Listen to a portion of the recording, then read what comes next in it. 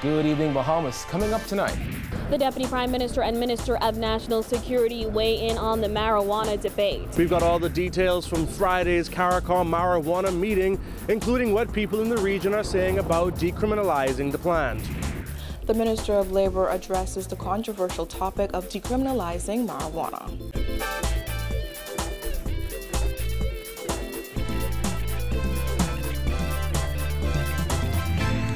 Is brought to you by Alive, the nation's newest and best LTE network.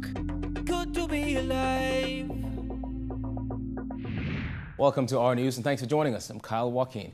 Topping news tonight, Deputy Prime Minister Peter Turnquest and National Security Minister Marvin Dames both weighing in on the controversial marijuana debate outside cabinet today. Turnquest says despite the noise in the market, the administration needs to tread carefully when it comes to the controversial issue, while Dames says it's an issue that can no longer be ignored. Jasmine Brown reports. Both men say now that the marijuana issue has been sparked, the Minister administration cannot be narrow-minded as it considers the issue. I think that it's an interesting development. This is an issue that obviously captures the imagination of some. I think that we have to carefully consider the issue and make sure that as we approach it, that we take a very balanced approach. Turnquest's comments come days after the CARICOM Regional Commission on Marijuana held a town meeting to gauge Bahamians' stance on marijuana. In March 2014, CARICOM countries agreed to establish a consultative process to look at the legal, social, health, and societal implications of marijuana use. Turnquest says while there appeared to be overwhelming support for the decriminalization of marijuana, the views of those attending Friday's meeting aren't the only ones that count. I do note the interest, certainly at the town hall meeting.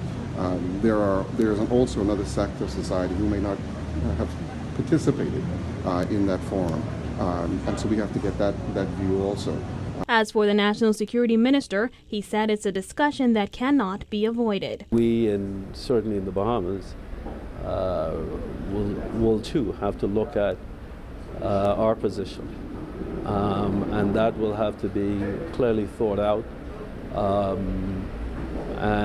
But we're at the right place. We're now having those discussions. The DPM says at the end of the day, there needs to be a comprehensive approach that weighs the pros and cons before any conclusion is drawn by the Minister administration. When asked about their personal views on the matter, both men declined to elaborate, but Turnquest did give this response. Does it benefit to gain the world and lose your soul? Something of that nature. And I think this is, one of those kind of considerations. So it is not purely an economic discussion. We have to look at the social side. We have to look at how this will affect our communities and our productivity. There's two sides to the coin. Reporting for our news, I'm Jasmine Brown. Well, while politicians mull over their position on marijuana decriminalization, the majority of speakers at that recent town meeting spoke in support of a decriminalization or legalization of marijuana. Jared Higgs tells us more. Come on, people. Amen. We have to look at this thing different. We need a new industry. And that new industry to me is marijuana, because like the Rastas always say, ganja is the healer of the nation. See, and that's what's going to change and make this nation a better place. Speaker after speaker approached the microphone, and almost each time the message was clear: legalize or decriminalize marijuana. Coming from a white man's mouth, I just am curious how my fellow Bahamians, how black and brown Bahamians especially feel that in Portugal and Amsterdam and Europe and in Canada, there's white people that are going to be making millions and millions and millions of dollars. And if we stay in the past, there's going to continue to be black and brown Bahamians locked up and having their lives ruined, while white people are getting away. After brief opening remarks, head of the CARICOM Regional Commission on Marijuana, Professor Rosemary Bell-Anton, handed the floor to the people, who made presentations for more than 3 hours. One of the first contributors was founder of Rum Bahamas, Ronaldo Cartwright. His Facebook community of 5,000 members lobbies for the legalization of the plant. He says his grandmother's addiction to prescription drugs led to his support for legalization. It just hurts to know that marijuana is a medicine and it can be used for medical purposes for persons who have anxiety, who has depression. And we in the Bahamas do not take anxiety, depression, and mental deficiency seriously. Another supporter, attorney David Cash, worked as a prosecutor before becoming a defense attorney. He says prohibition is the problem. The worst thing about marijuana is the fact that it's prohibited by law.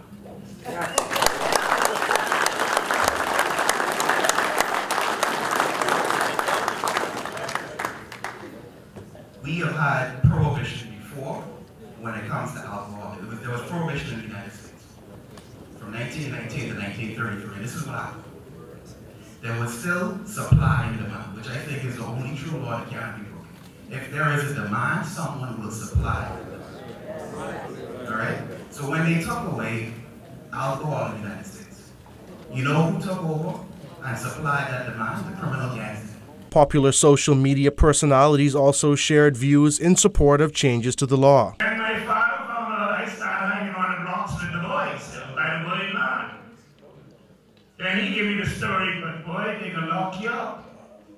I didn't know why, but they was to lock me up. Now, you know, you gotta protect the family name and don't embarrass the family.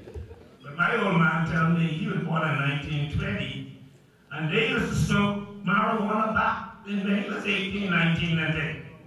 But it wasn't illegal. All the other medicines they bring in from the States, all the medicines, them Xanax, them morphine, them other things that are coming from the States, you know. As the Bahamas Drug Committee, we will never be able to produce all them drugs there in the Bahamas. We will never be able to do that. You know what we can do? We can grow marijuana right now and turn it into $1 million industry. So all of these things. And like I say, so many people have so many other good points. I ain't here to really get all flashy with the talk. They're just saying there's no other drug that the Bahamas can produce to do all these things. What you all need to do is to criminalize marijuana. The members of parliament, you all get up of your entails, right? Go in the House of Assembly and to criminalize. And listen, when these people from California go, I don't want you to sweep this under the rug, because I can eat all of you all to finish talk about it. You all need to finish talk about this and to criminalize marijuana. While the vast majority of views were in support of law reform, a few people, like Michael Fox, offered a different opinion. You're allowing this marijuana to come into this country, and I'll tell you the truth. If the rastas want to smoke, give them some cards, let them claim that they're rastas, but let's make sure that they keep it away from our children. If they want to deal with it, let them deal with it. But I stand as a Bahamian, and I come here tonight to let you know, don't bother with it. That committee, headed up by Professor Anton, is expected to make its recommendation to CARICOM in July. Reporting for R News, I'm Jared Higgs. A team of officers will be sent to Grand Bahama following a slate of deadly incidents that ended with 3 men being gunned down in the first 6 days of the new year. That's according to National Security Minister Marvin Dames, who insists police are determined to get to the bottom of the string of murders. I know that the commissioner had intimated to me yesterday during any number of discussions we would have had over the weekend that he had intended on sending a team to the island of Grand Bahama, despite that they had solved those 2 matters, to get to the bottom of why they had occurred.